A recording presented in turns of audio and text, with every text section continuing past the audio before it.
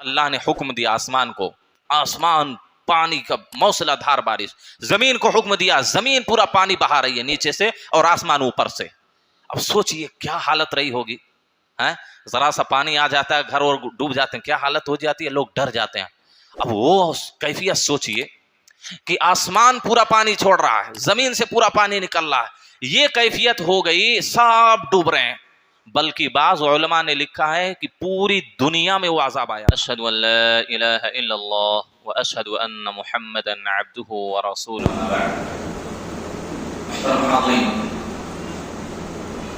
کل ہم لوگوں نے سورہ یونس کا مختصر تعارف اور اس میں کیا مضامین بیان ہوئے بڑے اختصار کے ساتھ سنا. اس کے بعد ایک اور نبی کے نام پر سورہ نازل ہوئی، سورہ ہود. ہود یہ جو قوم عاد کی طرف نبی بنا کر بھیجے گئے تھے، یہ قوم کیا ہے، بڑی طاقتور قوم سمجھی جاتی ہے اور بڑے لمبے لمبے، جیسے کھجور کے درخت دیکھتے ہیں نا، لمبے لمبے ہو رہے ہیں، ایسا لمبے لمبے یہ لوگ ہوتے تھے، بڑے لمبے لمبے. تو ان کی طرف ہود علیہ السلام کو بھیجا گیا تھا اور ہود علیہ السلام کا کئی مرتبہ اس سے سورت میں ذکر آیا ہے، ان کی قوم کا ذکر آیا ہے. اس وجہ سے اس سورہ کا نام سورہ ہود رکھا گیا. اور یہ ہود علیہ السلام جو قوم عاد کی طرف بھیجے گئے تھے، ان کو اپنی طاقت پر بہت ناز تھا، بڑا گھمنڈ تھا اپنی طاقت پر. لیکن اللہ رب العالمین نے جب یہ سرکشی کرتے گئے، کفر و شرک میں مبتلا رہے، نبی کی بات کو نہیں سنا، جھٹلا دیا، بلکہ نبی کو دھمکی دے دی کہ اگر تم اپنی حرکت سے باز نہیں آئے تو تم کو کیا ہے کہ ناسی کے تحت شہر سے نکال دیا جائے گا، ملک سے نکال دیا جائے گا، تمہارا نام کٹ جائے گا شہر ملک سے، تم اس ملک کے شہری نہیں رہو. اور بھی بڑی دھمکیاں دی، تم کو رجم کر دیں گے، پتھروں سے مار کر ہلاک کر دیں گے. تو بڑی کیا ہے دھمکیاں دی، بہت ستائے ہود علیہ السلام کو. آخرکار اللہ رب العالمین نے معلوم ہے فَأَمَّا عَادٌ فَأُهْلِكُوا بِرِيحٍ صَرْصَرٍ عَاتِيٍ، تیز اور تند ہوا آندھی جس کو بولتے ہیں، اتنی تیز ہوا، اتنی تیز آندھی چلی کہ ان کے سارے مکانات گر گئے. حالانکہ پتھروں سے تراش کر بڑے مضبوط گھر بنایا کرتے ہیں، اتنی تیز اور تند ہوا اللہ نے بھیجی، سب ان کے مکانات، ان کے گھر، یہ لوگ خود بھی مر گئے سب. اور قرآن نے جو نقشہ کھینچا ہے بڑا جامع ہے. کیا کہا؟ بِرِيحٍ صَرْصَرٍ عَاتٍ سَخَّرَهَا عَلَيْهِمْ سَبْعَ لَيَالٍ وَثَمَانِيَةَ أَيَّامٍ، 7 رات اور 8 دن، 7 رات اور 8 دن مسلسل عذاب ان پر چلتا، 7 دن 8 رات. سخر علیہم سبع لیال وثمانیة ایام حسوما فطر القوم فیہا صرعا کانہم اعجاز نخل قابل. جیسے کھجور کے تنے، کھجور کے درخت کے تنے ہوتے ہیں خوب لمبے لمبے، ایسے ہی سب بکھرے پڑے، مرے پڑے ہیں پورے. تو 7 دن 7 رات 8 دن مسلسل ہے پر آتا. تو اسی قوم کے نبی ہود علیہ السلام کا ذکر اس میں ہے.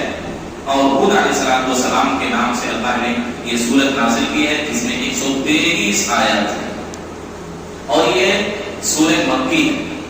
جب نبی صلی اللہ علیہ وسلم پر لوگوں نے ظلم کی انتہا کر دی، بالکل آخری دور، آپ صلی اللہ علیہ وسلم کی بات تمہارے مکہ نہیں مان رہے تھے، ظلم اور بڑھتا جا رہا ہے، نبی پر اور صحابہ پر بہت ظلم ہو جا رہا ہے. یہاں تک کہ نبی صلی اللہ علیہ وسلم ذرا امید لے کر طائف میں گئے کہ طائف والوں کو ذرا اسلام کی دعوت دیں گے، ہو سکتا ہے وہ لوگ میرا ساتھ دیں، اسلام لے آئیں، ایمان لیں.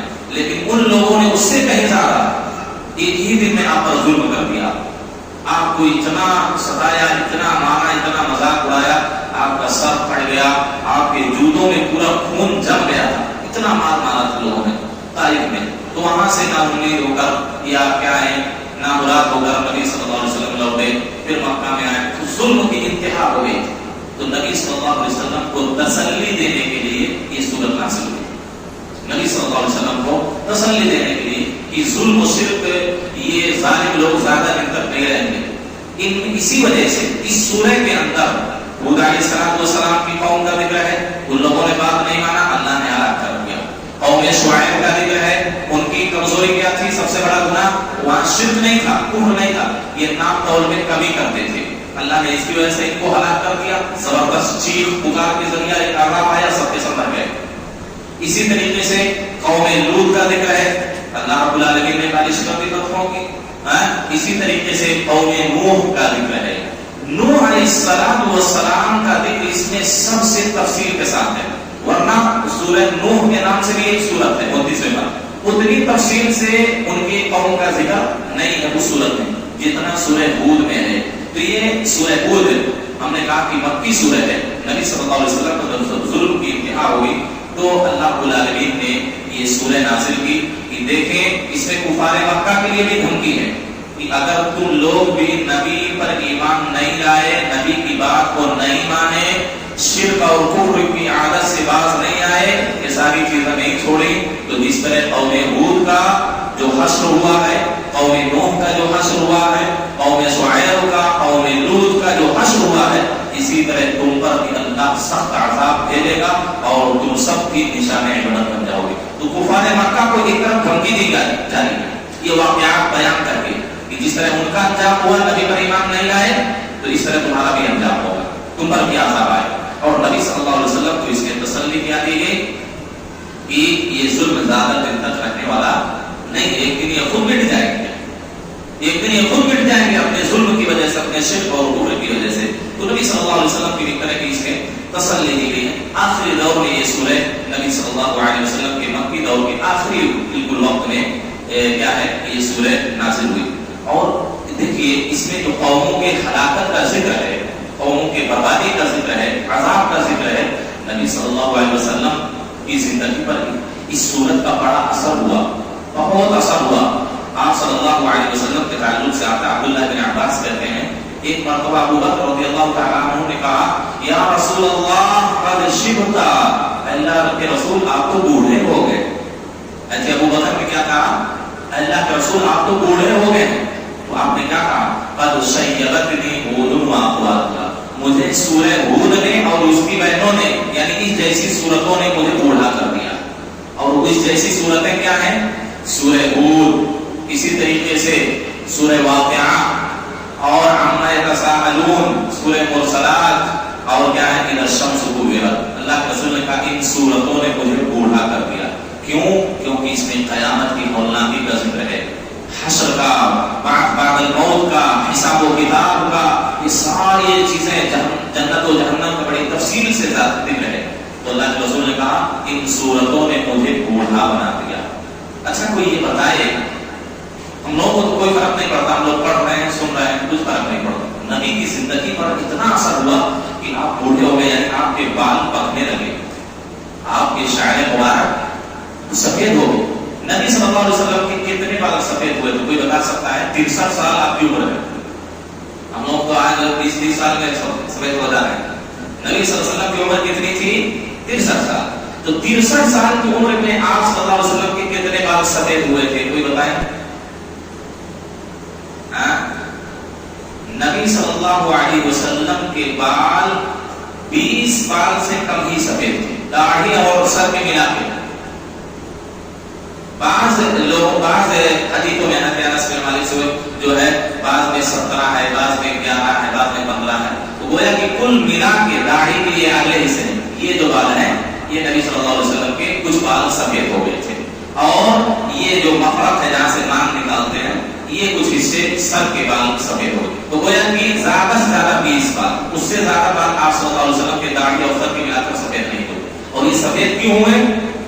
ان صورتوں کا اثر آپ کی زندگی پر ہوا کہ اس میں جنت، جہنم، حساب کتاب، اس ساری چیزوں کا، اور جو قوموں پر عذاب آیا ہے ان کی ہلاکت اور بربادی کا جو ذکر ہوا ہے، ان ساری چیزوں کا نبی صلی اللہ علیہ وسلم پر بڑا گہرا اثر ہوا، اور آپ صلی اللہ علیہ وسلم کے بال مبارک پکنے لگے۔ سن رہے ہیں؟ ہم کو بھی اس سے نصیحت حاصل کرنی چاہیے کہ اگر ہم سرکشی کرتے رہے، گناہ پہ گناہ کرتے رہے، اللہ کی نافرمانی کرتے رہے، تو ظاہر سی بات ہے اللہ کا عذاب آ سکتا ہے۔ یہ تو ہماری نبی کی دعا کی برکت ہے، ورنہ یہ امت بھی ہلاک ہو جاتی۔ نبی صلی اللہ علیہ وسلم نے اللہ سے یہ دعا مانگی تھی کہ اے اللہ جس طرح دیگر امتوں کو، مجھ سے پہلی امتوں کو ایک وقت پورا عذاب نازل کر کے ان کو ختم کر دیا، میری امت پر ایسا عمومی عذاب اللہ نازل نہ کرنا۔ یہ میرے نبی کی دعا ہے، اللہ نے دعا قبول کر لی، ورنہ یہ امت میں کون سا ایسا گناہ نہیں ہے جو پہلے امتوں میں پایا جاتا ہے؟ پتا کون سا ایسا گناہ نہیں ہے جو اس امت میں نہ پایا جاتا ہے؟ سود خوری، خیانت، جھوٹ، انبیاء کو ستانا، انبیاء کا مذاق اڑانا، اسی طریقے سے لواطت، ناپ تول میں کمی، یہ مطلب جتنے بھی گناہ ہو سکتے تھے۔ بلکہ گزشتہ قوموں سے گناہ میں یہ قوم آگے بڑھ چکی ہے۔ جو گناہ ان قوموں نے سوچا بھی نہیں ہوگا، ان کے ذہن و دماغ میں بھی نہیں آیا ہوگا، وہ گناہ امت محمدیہ کر رہی ہے۔ امت محمدیہ کر رہی ہے کہ نہیں کر رہی ہے؟ سارے گناہ اس امت کے اندر موجود ہیں۔ نبی صلی اللہ علیہ وسلم اپنی امت پر کتنے رحیم اور کتنے شفیق تھے کہ اللہ سے یہ دعا پہلے مانگ لی کہ اللہ عمومی عذاب کے ذریعہ میری پوری امت کو ہلاک نہ کرنا، جس طرح پہلی امتوں کو اللہ تو نے ہلاک کر دیا۔ یہ ہماری نبی کی دعا کا نتیجہ ہے میرے بھائیوں، ورنہ آج ہم دھرتی پر موجود نہیں ہوتے، کب کا عذاب کے حوالے ہو گئے ہوتے، ہم لوگ دنیا سے ختم ہو گئے ہوتے ہم لوگ، کیونکہ ہمارے معاشرے میں، ہمارے ملک میں، ہمارے سماج میں، اس دنیا میں ہر وہ گناہ موجود ہے جو پہلی امتوں میں موجود تھا۔ قوم شعیب کو سوچیے ہلاک کر دیا گیا، کیا گناہ تھا ان کا؟ سب سے بڑا گناہ ناپ تول میں کمی، ناپ تول میں کمی سب سے بڑا گناہ، اس کی وجہ سے پوری قوم کو ہلاک کر دیا گیا، پوری قوم کو۔ دیگر امتوں کی ہلاک، نبی کو جھٹلانا، نبی کا مذاق اڑانا، اللہ پر ایمان۔ آج بتلائیے مشرکین کی، غیر مسلمین کی تعداد کتنی ہوگی؟ بہت زیادہ ہے نا، ہم سے زیادہ ہے، لیکن یہ دنیا میں موجود ہے کہ نہیں موجود ہے؟ یہ دنیا چل رہی ہے کہ نہیں چل رہی ہے؟ نظام چل رہا ہے کہ نہیں چل رہا ہے؟ کیوں؟ بلکہ جو اپنے آپ کو مسلمان کہتے ہیں ایک بڑا طبقہ، وہ بھی شرک اور کفر میں، بدعت میں ڈوبا ہوا ہے، وہ بھی شرک و کفر میں ڈوبا ہوا ہے، ایک بڑا طبقہ۔ لیکن پھر بھی یہ امت محفوظ ہے، اللہ عمومی عذاب نہیں نازل کر رہا ہے۔ ہاں کہیں باڑھ آ گئی، اتنے لوگ ڈوب گئے، کہیں آسمان بادل پھٹ گیا، کہیں پہاڑ گر گیا، کہیں کیا ہو گیا، کہیں کیا ہو گیا، اس طرح عذاب آ رہا ہے، اس طرح عذاب آ رہا ہے۔ یہ سب عذاب ہے، یہ جو ہم سن رہے ہیں، زلزلے آ گئے، یہ عذاب ہے، سمجھ رہے ہیں؟ تو اللہ عمومی عذاب اس امت پر نازل نہیں کرے گا کہ پوری دنیا ختم ہو جائے، ایسا اللہ عذاب اس امت پر نازل نہیں کرے گا۔ یہ نبی صلی اللہ علیہ وسلم کی دعا کی برکت کا نتیجہ ہے۔ میرے بھائیوں، سورہ ہود ہم نے کہا کہ اس میں سب سے زیادہ مفصل ذکر نوح علیہ السلام کے قوم کا اس میں کیا گیا ہے۔ نوح علیہ السلام کی جو قوم تھی، آپ سوچیں بڑی عبرت ہے اس میں۔ نوح علیہ السلام جس قوم کی طرف بھیجے گئے تھے، معلوم ہے کم سے کم 43 مرتبہ نوح علیہ السلام کا ذکر قرآن مجید کے اندر آیا ہے۔ کتنی مرتبہ؟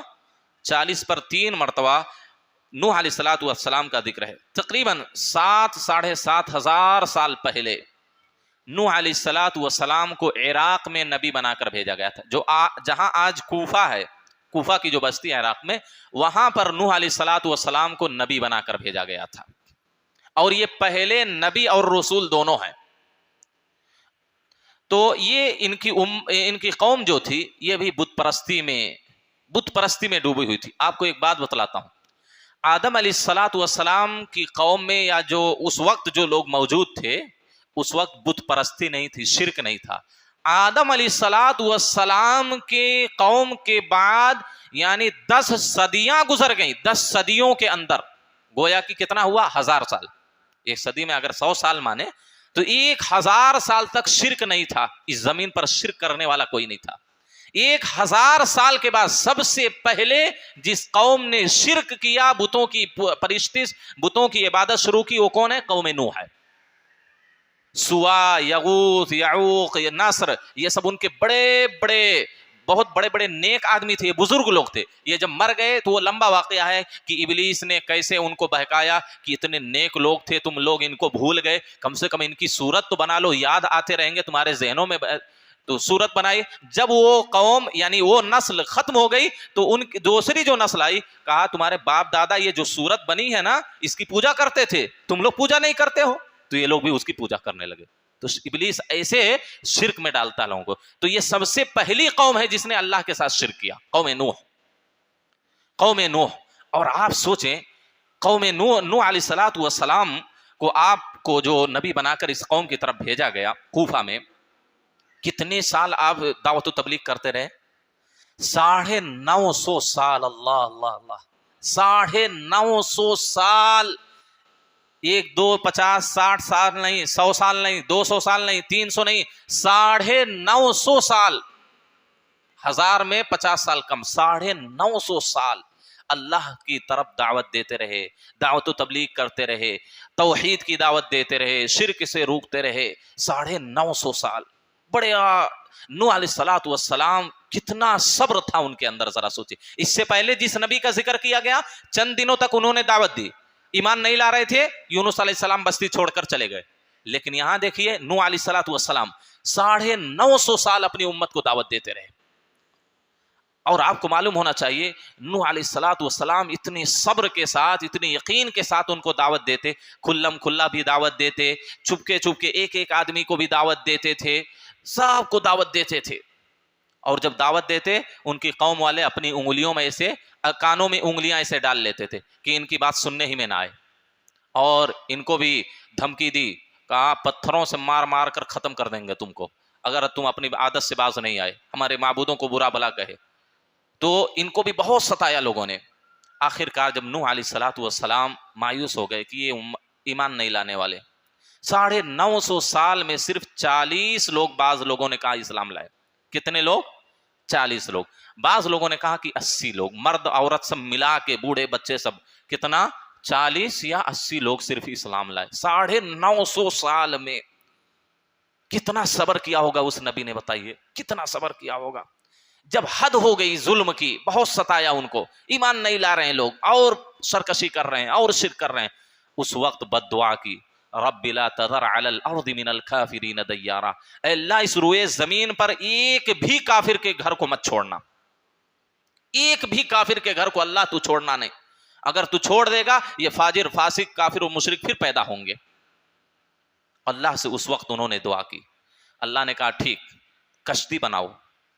بڑی لمبی چوڑی کشتی بنائی، بڑی لمبی چوڑی کشتی بنائی نوح علیہ السلام. جب نوح علیہ السلام کشتی بنا رہے تھے اللہ کی مدد میں، اللہ بتا رہا تھا کیسے کشتی بنانا، سب بنائے. جب بنا رہے تھے ان کی قوم والے ان کے پاس سے گزرتے تو مذاق اڑاتے، کیا کب سے تم بڑا ہی بن گئے ہو، کارپینٹر کب سے بن گئے ہو، تم تو ابھی نبی تھے، یہ کہہ رہے تھے وہ، تم بڑے ہی بن گئے، کارپینٹر بن گئے ہو. اور یہ بالو ہے، ریت ہے، یہاں پہاڑی زمین ہے، یہاں تم کہاں کشتی چلاؤ گے، یہاں پانی تھوڑی نہ ہے، یہ تو ریت ہے، ریتیلی زمین ہے، یہاں پانی کا نام و نشان نہیں ہے، تم کشتی کیا کرو گے. خوب مذاق اڑاتے تھے. تو نوح علیہ الصلوۃ والسلام کہتے تھے ٹھیک ہے، ایک وقت آئے گا جس طرح آج تم ہمارا مذاق اڑا رہے ہو ہم تمہارا مذاق اڑائیں گے.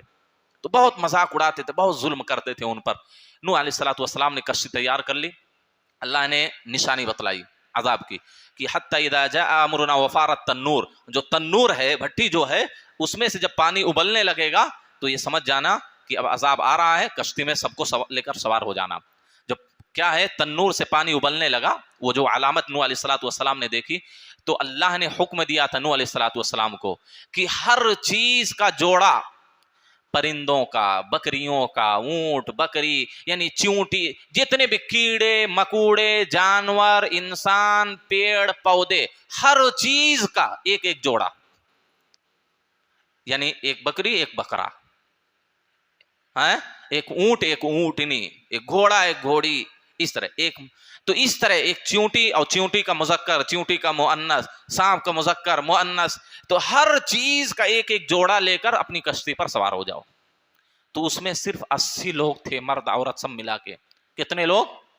80 لوگ. اور ان کے ساتھ کیڑے مکوڑے جانور، سب کا مذکر و مؤنث، ایک مذکر ایک مؤنث لے کر نوح علیہ الصلوۃ والسلام سوار ہو گئے. اس کے بعد اللہ نے حکم دیا آسمان کو، آسمان پانی کا موسلا دھار بارش، زمین کو حکم دیا، زمین پورا پانی بہا رہی ہے نیچے سے اور آسمان اوپر سے. اب سوچئے کیا حالت رہی ہوگی، ذرا سا پانی آ جاتا ہے گھر اور ڈوب جاتے ہیں، کیا حالت ہو جاتی ہے، لوگ ڈر جاتے ہیں. اب وہ کیفیت سوچئے کہ آسمان پورا پانی چھوڑ رہا ہے، زمین سے پورا پانی نکل رہا ہے، یہ کیفیت ہو گئی، سب ڈوب رہے ہیں. بلکہ بعض علماء نے لکھا ہے کہ پوری دنیا میں وہ عذاب آیا تھا، کیونکہ اس کے علاوہ وہ 80 لوگوں کے علاوہ کوئی بچا ہی نہیں. ان کے 3 جو بیٹے تھے، حام، یافث हाम साम याफिस, नूह अलैहिस्सलाम के ये मोमिन बेटे थे, ये उन पर ईमान लाए। इन्हीं की नस्ल से पूरी दुनिया में फिर आबादी हुई। ये आज जो इंसान है, इसी वजह से दूसरे जद्दे अमजद किनको कहा जाता है? नूह अलैहिस्सलाम को, क्योंकि आदम अलैहिस्सलाम से जो पैदा हुए वो शिर्क की वजह से सब के सब हलाक हो गए, सब डूब गए, मर गए, खत्म हो गए, दुनिया खत्म। यही 80 लोग थे, इन्हीं से फिर नई नस्ल शुरू हुई। ये जो आबादी है उन्हीं वहीं से आ रही है, हाम साम याफिस, ये जो आपके 3 बेटे थे। क्यों? और आपकी जो बीवी थी वो तो ईमान नहीं लाई थी। नूह अलैहिस्सलाम देखिए 950 साल लोग भी नहीं, उनकी बीवी भी ईमान नहीं लाई, उनकी बीवी भी नहीं। तो इनके 3 बेटों से ये पूरी नस्ल, ये ज़ुर्रियत जो आज चल रही है, उन्हीं के 3 बेटों से। तो जब ये सब कश्ती पर सवार हुए, नूह अलैहिस्सलाम कश्ती में सवार हैं, पानी सब ऊपर से नीचे से सब उथल पथल। उसके बाद देखा कि मेरा बच्चा भी डूब रहा है। याम जो था, गालिबन बाज मुफस्सिरीन ने इस तरह का नाम बन रहा है, हदीस में नहीं आया। तो वो बच्चा जब डूब रहा है तो कहा, या बुनय्या अर्कम माना वला तकुम मअल काफिरीन, अरे मेरे बेटे तुम भी आओ, मेरे साथ सवार हो जाओ, काफिरों के साथ मत रहो, ईमान ले आओ, मेरी कश्ती में सवार हो जाओ, बच जाओगे। तो उस बच्चे ने क्या कहा? सआवी इला जबल यासिमुन, मैं ऊंचा जो पहाड़ है ना उस पर चढ़ जाऊंगा, मैं बच जाऊंगा पानी से। कहा कि ला आसिमल यौम मिन अम्रिल्लाहि इल्ला मन रहिम, आज कोई नहीं बच सकता, कोई नहीं बच सकता, उम्मीद ही नहीं बचने की। अल्लाह सिर्फ आज मोमिनों को बचाने वाला है, कोई बच नहीं सकता। उसने अकल से काम लिया, कहा पहाड़ पे चढ़ जाऊंगा, बच जाऊंगा।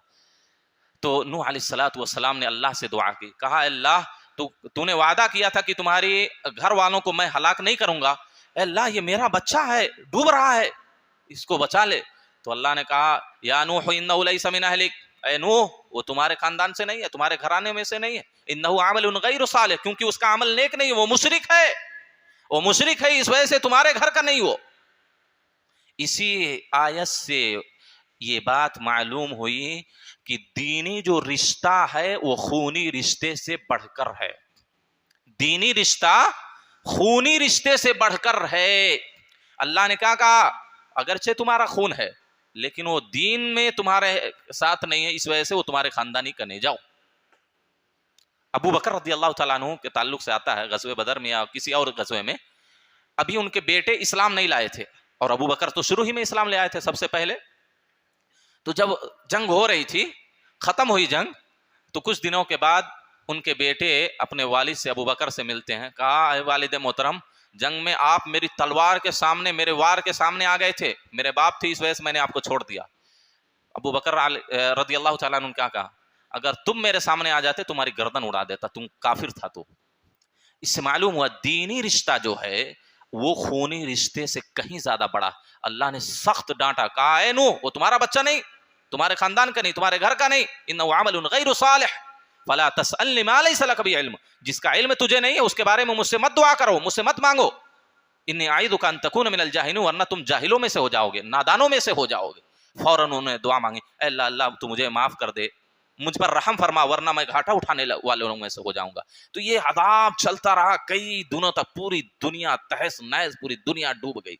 और नूह अलैहिस्सलाम को अल्लाह ने हुक्म दिया, इहबित बिसलामिम मिन्ना, सलामती के साथ उतर जाओ, तुम पर और तुम्हारे ईमान लाने वालों पर सब पर रहमत बरकत अल्लाह की नाजिल हो। और नूह अलैहिस्सलाम की कश्ती जाकर जूदी पहाड़ पर जाकर रुकी। जूदी पहाड़, जूदी पहाड़ कहाँ है? उलमा ने लिखा है कि ये जूदी पहाड़, जिसको तौरेत किताब जो है उसमें कोहे अरारात कहा गया है, जिसकी बुलंदी मालूम है कितनी थी? 16,946 फीट। कितना? 16,946 फीट। ये आपका जो पहाड़ है ऊंचा वाला कितना होता अंदाजा? कितने मीटर इसकी बुलंदी होगी? 1,500 है। 1,500 अगर है तो वो 5,165 मीटर, 5,100, गोया कि इसका 6-7 गुना है, 6-7 गुना। कितना ऊंचा पानी आया था सोचिए, जमीन से भी पानी, आसमान से भी। इतनी बुलंदी पर जाकर नूह अलैहिस्सलाम की कश्ती रुकी है, उतना ऊंचा। और ये पहाड़ जो वाक़ है, लोग कहते हैं कि जहां तुर्की, आर्मेनिया और ईरान की जो सरहद है, जो बॉर्डर है, वहां पर ये पहाड़ वाक़ है, जूदी पहाड़। तो 5,165 मीटर बुलंद है उसकी जो चोटी है, وہاں پر نوح علیہ السلام کی کشتی جا کے رکی ہے. اب سوچئے کتنا پانی رہا ہوگا, کتنا پانی رہا ہوگا, پوری دنیا ختم. تو نوح علیہ السلام کی دعا اللہ نے قبول کی کہ اس روئے زمین پر اللہ تو کسی بھی کافر کے گھر کو نہ چھوڑنا. اللہ نے سارے لوگوں کو ڈبو دیا, تباہ و برباد کر دیا, سب ڈوب گئے, ختم ہو گئے.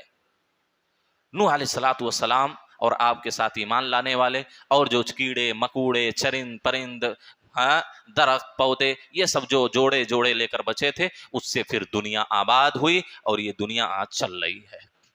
اس سے معلوم ہوا کہ شرک اور کفر اتنا بڑا گناہ ہے کہ اللہ کسی بھی حالت میں معاف نہیں کر سکتا, اگرچہ وہ نبی کا بیٹا کیوں نہ ہو, نبی ہی کی بیوی کیوں نہ ہو. 950 سال دعوت و تبلیغ کرتے رہے نوح علیہ السلام. اس سے یہ سبق ملتا ہے کہ دعوت و تبلیغ میں صبر بہت ضروری ہے. صبر کے ساتھ دعوت و تبلیغ کا کام آدمی کو کرتے رہنا چاہیے, کرتے رہنا چاہیے. اس میں تکلیفیں آئیں گی, اس میں کوئی شک نہیں, ان تکلیفوں پر صبر کرنا چاہیے, اللہ سے مدد مانگنی چاہیے. میرے بھائیوں, تو بہت ساری چیزیں اس میں بیان کی گئی ہیں, وقت اجازت نہیں دے رہا ہے, بس انہی باتوں پر اپنی بات کو ختم کرتا ہوں.